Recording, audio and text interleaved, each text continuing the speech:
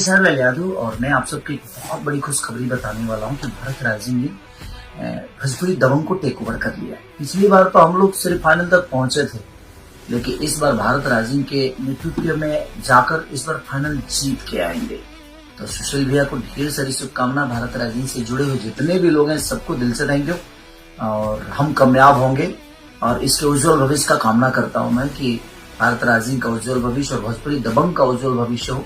ये मेरी शुभकामना है पूरी भोजपुरी समाज की तरफ से। सर मैं यादव और मैं आप सबको एक बहुत बड़ी खुशखबरी बताने वाला हूं कि भारत राइजिंग ने भोजपुरी दबंग को टेक ओवर कर लिया। पिछली बार तो हम लोग सिर्फ फाइनल तक पहुंचे थे, लेकिन इस बार भारत राइजिंग के नेतृत्व में जाकर इस बार फाइनल जीत के आएंगे।